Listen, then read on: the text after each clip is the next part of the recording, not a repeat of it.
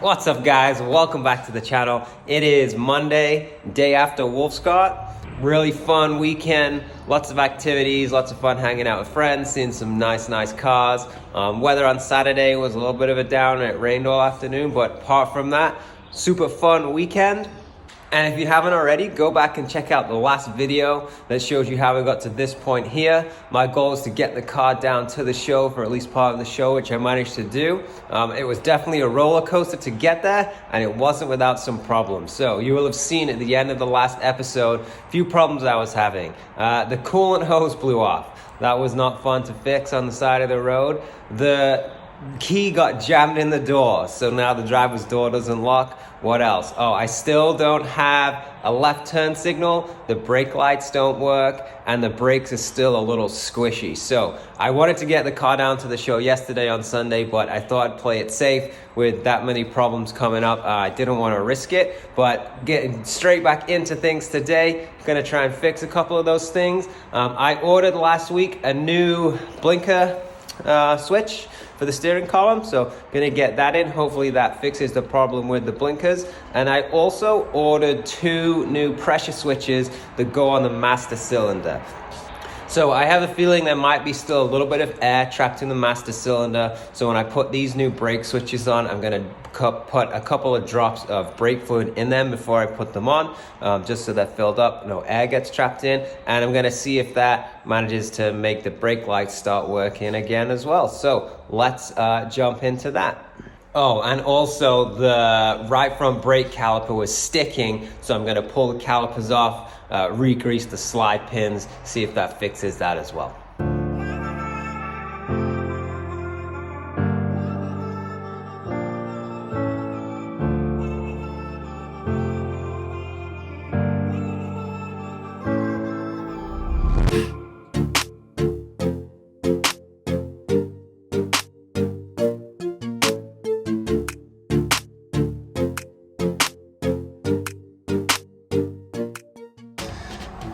So it's really difficult to try and set the camera up to swap these out, but you can see right there, there's one on that side, and there is one. Where is he? You can't even see it. It's right there. So I don't think I'm gonna be able to film this, but I'll get it done off camera and show you what it looks like after they're done. And there we have it, new brake pressure switches installed on both sides of the master cylinder. Wasn't too bad, just had to move the reservoir out of the way. I actually disconnected the tusk connect on the on the engine block right there. Didn't lose too much fluid pulling them out, putting the new ones in. So next step, gonna roll this thing forward, put it on the lift, grease those slide pins on the calipers. Okay, the brake pressure switches are in.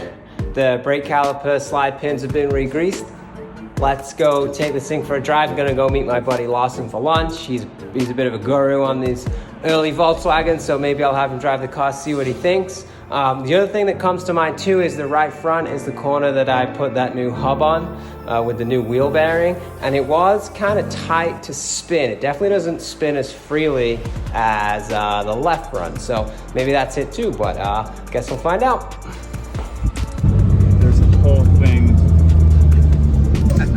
There's a whole thing with dirt bikes too, like there's cable clutches and hydro clutches, and there's definitely cable clutch guys. They like the feel of a cable clutch, and that's what I just noticed in driving this. Like there's something nice about it.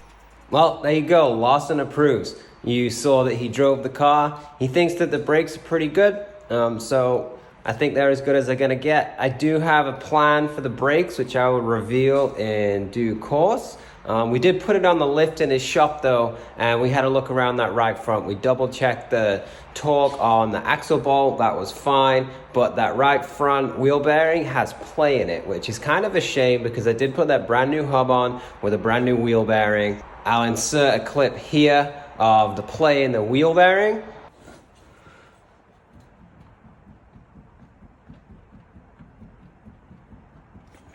So what I did was I went back to the company that I got the hub assembly from. They shipped me out a new one. So we'll get this thing on the lift in a minute here and swap out that right front hub. So fingers crossed that fixes that wheel bearing on the right front.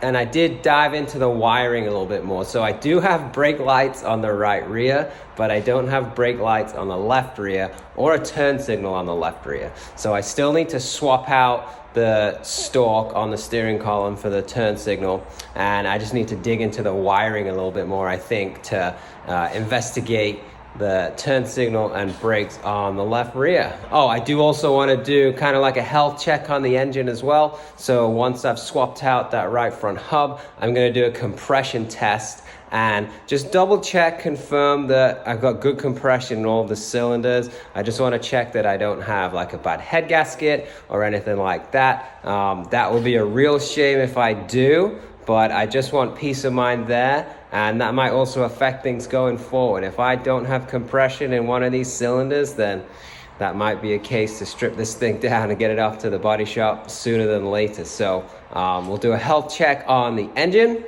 and we'll get this right front hub swapped out.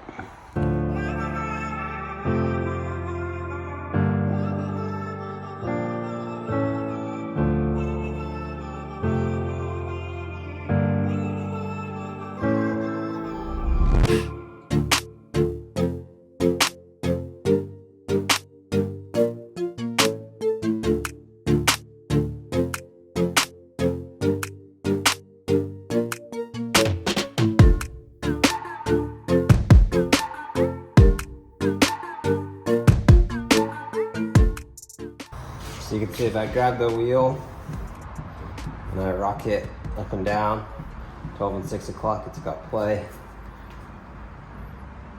That's just the steering rack, there's no play in that. So when you grab it at 3 and 9, no play. Pretty clearly you can see something is loose.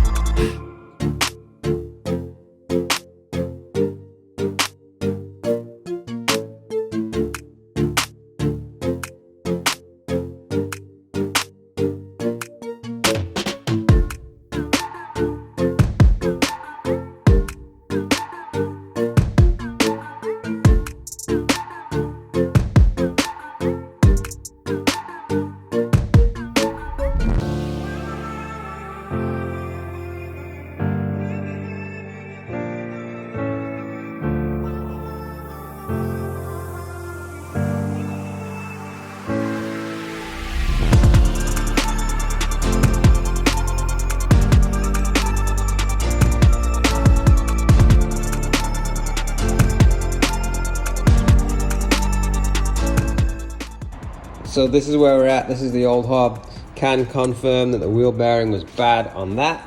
I got the new one in, snugged up the axle bolt. Got to adjust those a little bit just to add in some camber. Lower ball joint is done up. Some of the threads on the tie rod end though got a little mangled when I was taking it out. So need to chase the threads on that with like a thread tap.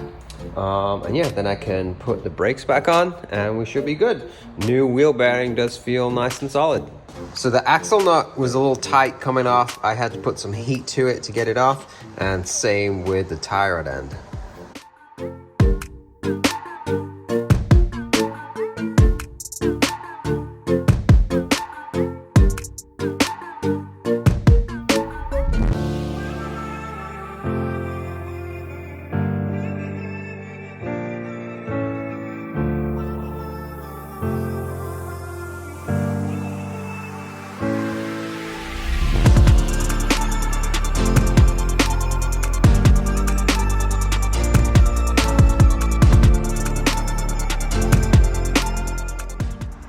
All right, well there you have it guys. Wheel is back on. Axle nut is torqued to spec.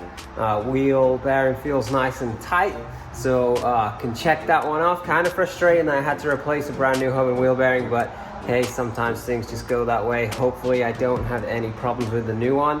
I'm wrapping this one up here. I'm out of time. Join me in the next one. We'll be doing that health check on the engine. I've got some different clamps coming for some of my fuel lines because the worm gear clamps keep loosening up. So I'm gonna replace them with some band style clamps, and hopefully we can get this thing back out on the road, driving around some more. So as always, thanks for watching. Hit that subscribe button, hit that like button, drop me a comment, and I'll see you next time.